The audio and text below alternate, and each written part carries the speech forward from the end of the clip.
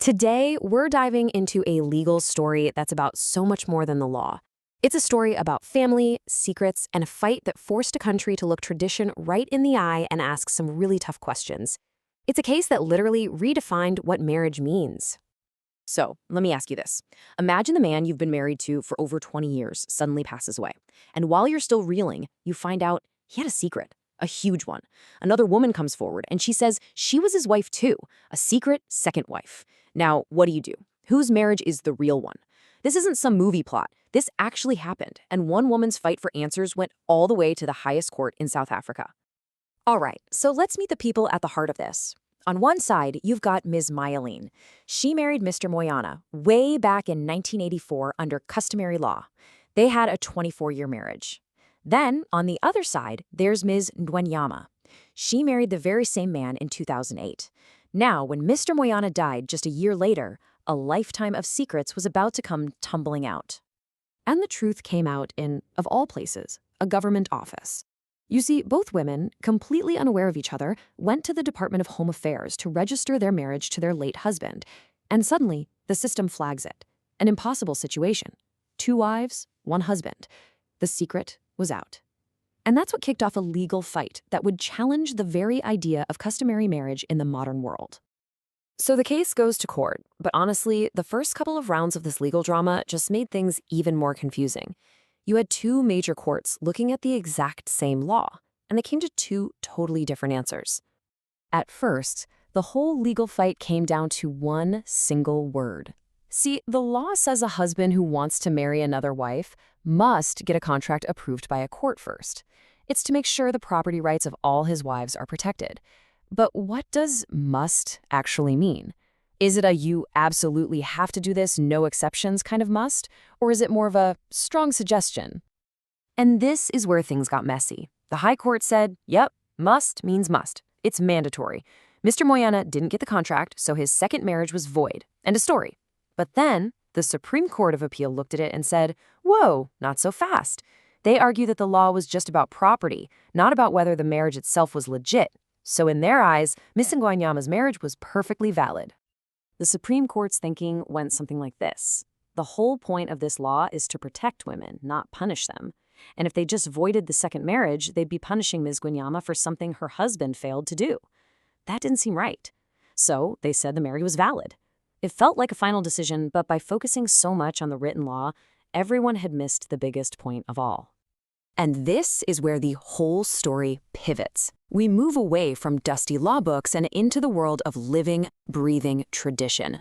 Because it turns out the debate over that one word in the statute was kind of a distraction. The real answer wasn't in the law books, it was in the customs of the Xitsonga people. You see, Miss Maylane's argument was actually incredibly simple and incredibly powerful. She said that according to her own Xitsonga custom, her husband needed to get her consent before marrying another woman. And he never did. He never even asked. This core issue, what the actual tradition required, had been completely overlooked by the first 2 courts. So the case lands at the Constitutional Court, the highest court in the land. And the justices there realized right away they couldn't solve this by just reading a statute. They had to solve the real mystery here. What does Xitsonga custom actually say about the rights of the first wife? And to find that answer, the court did something pretty amazing. They didn't just stay in the courtroom. They basically invited the community in. They asked traditional leaders, elders, and experts to come and explain their own customs, from their own point of view. The first voice they heard was from a traditional leader named Hosi Bungani, and he was crystal clear. He said the first wife's consent isn't just a nice-to-have, it's a must-have. His words were, if she does not consent, the second marriage is invalid. Period. But it wasn't that simple. An elder named Mr. Mayelane came forward with a totally different take. He said, yeah, the first wife might be informed, but at the end of the day, it's the husband who makes the decision. So right there, you see this tension between what the wife is owed and the husband's authority. And then a third voice, acting headman Sithole, added another layer of complexity. He explained that a wife can't just say no for no good reason. If she unreasonably withholds consent, the families get involved to try and sort it out. So what the court was hearing wasn't one single clear rule. It was a picture of a complex living tradition. It wasn't a command. It was more like a conversation. So, with all these rich, complicated, and sometimes conflicting ideas about tradition, the Constitutional Court was finally ready to make its call. And the stakes were huge now. This wasn't just about two women anymore. It was about the future of customary law in a modern democracy. So it all boiled down to this one question. After all the arguments, all the testimony from the community, what was the answer? Is a first wife's consent legally required for a husband to take a second wife? The court's answer was stunning in its simplicity. Just two words that changed everything. It is. In that moment, the consent of the first wife became an absolute legal requirement for any future customary marriages to be valid. So, how did they get there? Their reasoning was built on three massive constitutional ideas. First, equality. A wife can't be an equal partner in a marriage if her husband can just bring a new person into that partnership without her say-so. Second, dignity. Everyone has a right to control their own life, their own family, their most personal relationships. And third, and this is the big one, the court said that custom isn't set in stone. It has to evolve to match the values of the Constitution. They weren't just reading the law, they were actively shaping it. But hang on, there was a twist. The court had a practical problem. What about all the thousands of marriages that already existed that were entered into without the first wife's consent? Making them all invalid overnight would cause total chaos. So the court did something really smart. They said this new rule only applies going forward. It only affects marriages that happened after the date of their judgment. So where did this leave Miss Mayelane, the woman who started this whole thing?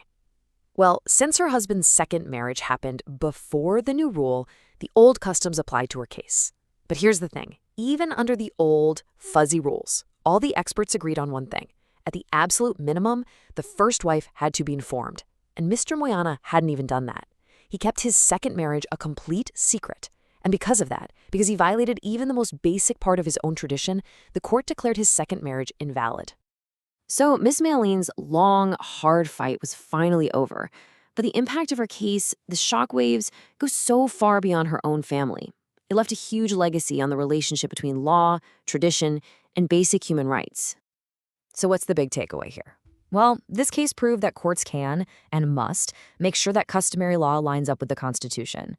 It cemented the idea that dignity and equality are at the heart of all marriages. It showed that tradition isn't some ancient relic frozen in time, it's alive, and it has to be able to grow and change.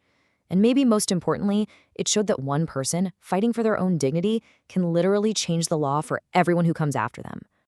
And in the end, this whole story leaves us with a really important question. This case was never about destroying tradition. It was about making sure that tradition could survive and thrive in a way that respects every single person. And it forces all of us to ask, how do we find that balance between honoring our past while we build a future that is more just and more equal for everyone?